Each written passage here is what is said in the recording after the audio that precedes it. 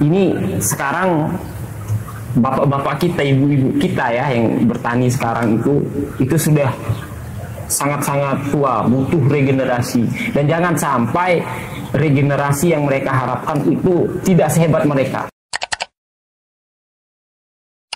Bang Wika, akhirnya kita bisa membuat video yang ketiga, podcast yang ketiga. Alhamdulillah. Ini tempatnya lumayan sederhana, ada perubahan nih teman-teman.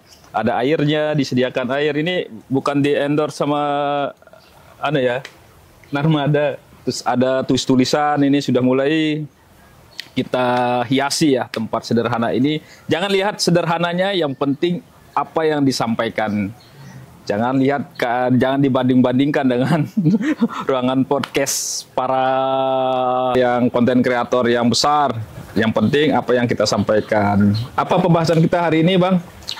Kita bahas ya kaitannya. Kalau saya ini ada ide nih kaitannya dengan pengalaman di lapangan. Bagaimana sih petugas itu bagaimana cara menghadapi petani, apalagi dengan sekarang ini teknologi yang luar biasa, ditambah lagi AI. Ditambah lagi petani kita ya, yang umurnya rata-rata 50 ke atas.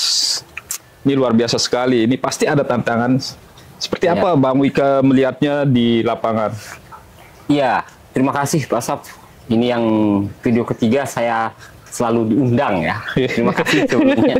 Saya selalu diundang dan ya semoga kedepannya bisa lebih wow lah. Ya wow, dan dapat amplop. setting tempatnya. Tapi ini sudah sangat luar biasa. Intinya kita kan mau berbagi informasi untuk petani-petani kita, karena memang tugas kita ya di situ. Memberikan informasi. Ya, memberikan informasi dan tentunya mendampingi sesuai dengan profesi kita. Profesi kita kan sebagai pengendali organisme pengganggu tumbuhan.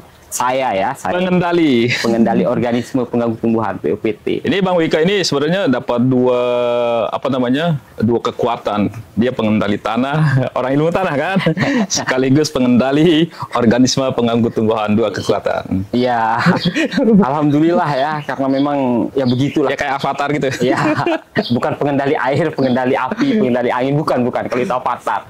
Ya, jadi ketika kita berbicara di lapangan, memang suka duka, tantangan, ya kita sebutnya SWOT analisis itu ya. SWOT analisis itu memang makanan sehari-hari orang lapangan, Pak Saf. Entah itu teman-teman PBT, entah itu teman-teman POPT, teman-teman penyuluh apalagi. Jadi SWOT analisis itu adalah merupakan satu tarikan nafas sama aktivitas kita. Jadi ada kekuatannya, ada kelemahannya, ada peluangnya, ada tantangannya. Itu kan inti dari SWOT analysis itu.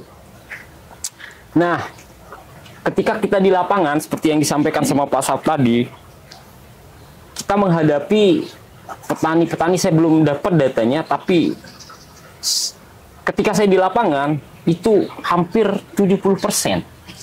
70% itu memang terjadi. Jadi petani-petani yang menggarap lahan sekarang itu memang usianya 40 tahun ke atas. Ya, rata-rata 50 ke atas. 50 tahun ke atas. Jarang ya kita nemukan yang generasi milenial, Gen Z juga. Sangat jarang. Sangat jarang. Ya termasuk kita juga sebenarnya. Tapi kita kan masih ada hubungannya dengan pertanian. Kita masih berhubungan dengan pertanian. Sarjana pertanian, kerjanya di bidang pertanian, nggak di perbankan ya. Betul. Yang paling banyak ya sarjana pertanian di perbankan. Ini catatan buat sarjana pertanian. Ya, betul. Nah, tapi satu pelajaran yang berharga, memang ada positif, ada negatifnya. Satu pelajaran yang sangat berharga dari orang tua kita sudah, yang memang sebagai penggarap lahan, sebagai petani lah kita sebut sekarang ini, itu semangatnya itu luar biasa. Padahal berumur ya? Padahal sudah berumur. Dan rata-rata kalau saya lihat yang memang tekun atau intensif di lahan, mengolah lahan, terus melakukan proses budidaya lah intinya, itu rata-rata badannya kekal, tubuhnya sehat. Ya, alhamdulillah. Iya, dan saya sampai luar biasa. Ada yang umur yang saya temukan ini ya, langsung umur 65, 60 tahun ke atas lah. Saya nggak tahu persis umurnya. Itu masih sangat-sangat sehat dan masih sangat muda. Badannya masih kekar. Semangat ya. Makanya kalau dibilang saya mau nikah lagi masih kuat dia bilang. Wah, sisain buat orang yang belum nikah saya bilang kan. Berarti umurnya petani ini ya rata-rata 60-an ya. Iya. Ya memang orang-orang yang 60-an ini energik, Bang. Betul. Ya sama kayak presiden kita ya, berumur wah energik, harus tetap semangat bangun NKRI ini. Betul, betul. Itu luar biasa. Tapi itu positifnya. Itu positifnya. Berarti ada negatif. Nah, sekarang negatif. Nah, ini yang seru ini kita bahas negatifnya. Negatifnya itu yang paling berasa ketika petani-petani yang sudah berumur itu tingkat pendidikannya sangat rendah, bahkan nggak lulus SR lah istilahnya dulu. SR, sekolah rakyat. Ya, apa SR itu setingkat Sekolah SD rakyat, ya? Ya, setingkat SD. Ya, setingkat SD. Nah, ini yang menjadi permasalahan. Jadi dilema ya. Jadi dilema. Kita memasukkan input-input teknologi. Itu susah sekali. Kita mau ibaratnya mengajak untuk melakukan perubahan. Kegiatan-kegiatan, ya salah satunya perubahan. Kegiatan-kegiatan yang memang mengarah ke perubahan. Alasannya kenapa harus penguasaan teknologi, karena pekerja di bidang pertanian itu sedikit. Iya, susah juga cari buruhnya. Setelah saya baca data Pak Saf, di triwulan pertama di tahun 2025 itu penyumbang terbanyak untuk tenaga kerja kan sektor pertanian. Malahan tambang itu di bawah. Iya, betul. Di bawah. Betul. Saya pernah juga ngelihat itu. Makanya saya agak kebingungan itu. Beberapa postingan saya lihat di Kementerian Pertanian, nanti bisa kita tampilkan ya. Ternyata itu membuka peluang ya, lapangan pekerjaan. Menyerap lapangan pekerjaan. Jadi perputaran uang itu luar biasa di sana. Luar biasa. Terbukti kan di triwulan pertama itu sektor pertanian itu leading. Berarti harapannya Bang gimana di lapangan kaitannya dengan regenerasi petani ini? Penting nggak? Harus. Wajib kalau saya bilang, bukan hanya penting, bukan hanya harus, tapi wajib saya bilang. Karena sekarang Pak Saf ya, dunia itu sedang kelaparan kalau saya bilang, dunia itu. Sehingga selain negara yang memang memegang persenjataan, negara yang memegang pangan, dialah yang akan menjadi pengatur di dalam kehidupan bernegara di dunia ini. Dan itu terjadi Cina luar biasa. Tidak hanya berarti Cina ini tidak hanya teknologi ya, tapi pangan juga ya. Pangan juga. Arahnya ke sana. Jadi saya informasikan, mudah-mudahan saya nggak salah data, di tahun 2023 apa 2024 penduduk Cina kan sekian miliar, miliar hitungannya. Mereka bisa mengirim atau mengekspor lah bahasa kita, atau mengirim barang keluar dari negaranya, itu berupa beras, mengekspor. Itu dikirim ke semua negara-negara, diekspor ke semua negara, sangat menguasai. Sementara kita untuk mencapai angka swasembada pangan itu di angka 35 juta ton, itu sangat susah. Terakhir kita tertinggi itu di tahun 2023 atau 2022 akhir. Pokoknya sekitaran 31 ya kalau nggak salah. Itu 30,9 juta. Ya, 30, jadi ada minus 4,1 juta di situ. Iya, hitungannya jadinya 35 kurang. Nah, kita baru bisa swasembada. Swasembada itu ketika semua rakyat Indonesia itu tercukupi perutnya 3 kali sehari dihitung makannya, beras itu.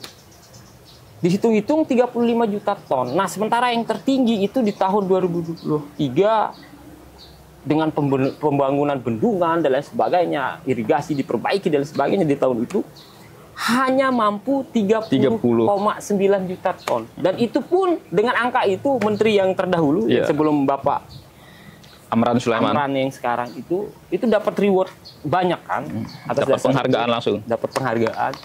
Nah, sekarang itu yang sedang dipikirkan sama kita juga karena orang pertanian teman-teman agar yang muda-muda ini, karena saya juga muda ya, saya muda ya, jadi yang muda-muda, yang generasi Y sama generasi Z, bukan hanya sebatas bertani, tapi lahirkanlah inovasi-inovasi. Betul.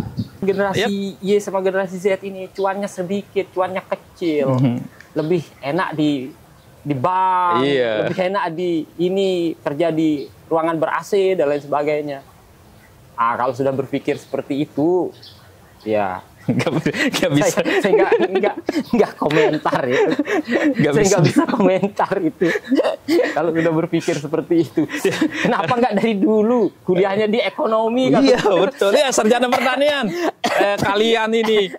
Makanya sebelum masuk ke pertanian tuh pilih-pilih lah, cari tahu dulu pertanian itu seperti apa. Jangan selepas sarjana baru bingung. Ya, kalau memang nggak punya lahan seperti saya, ya bekerjalah di bidang kita yang memang pertanian. Itu maksud saya. Ya, Jadi, nggak mesti harus jadi petani Ya. atau enggak. Ya. Banyak juga kan sarjana pertanian kita lihat di lapangan itu, Iya, teman yang keilmuannya pertanian, misalnya dari SMK pertanian, sarjana pertanian itu bergelut di bidang pertanian, tidak hanya bertani. Ya. Dia jualan produk pertanian, Ya. dia membuat inovasi Kompos, pertanian, pupuk, kompos, pestisida dia buat, pestisida nabati. Iya. Terus dia mengembangkan benih, Betul. bibit dan lain sebagainya. Ada yang jadi ASN sambilan Bertani. memberikan ilmu, mendampingi petani dan lain sebagainya.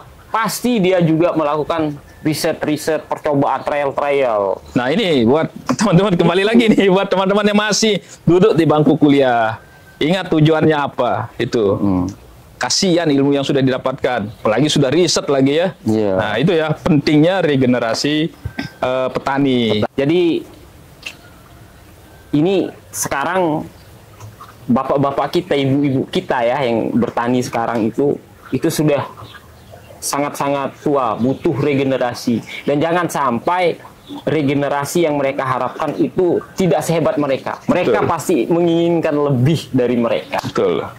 Nah, sehingga kita yang sekarang ini, terutama teman-teman yang ada lahan luas, maupun yang tidak ada lahan luas sebenarnya, mari untuk fokus ke keilmuan yang dimiliki ini untuk teman-teman yang memang basicnya di pertanian, teman-teman yang baru lulus SMK pertanian, yang baru lulus sarjana pertanian, bahkan master, Iya.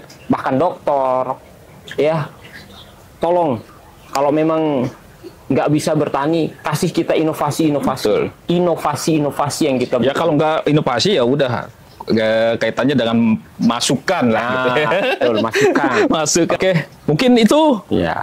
podcast singkat ya. Kita anggap singkat ya karena nggak mau lah panjang lebar ya. Kalau terlalu panjang dan lebar tuh nggak asik ya. Mungkin itu dari kami. Sampai jumpa. Jangan lupa di like dan share. Dan komen tentunya. Komen yang paling penting. Nah. Tinggalkan jejak. Ya. Itu teman-teman ya. Positif ya. Jangan maki-maki.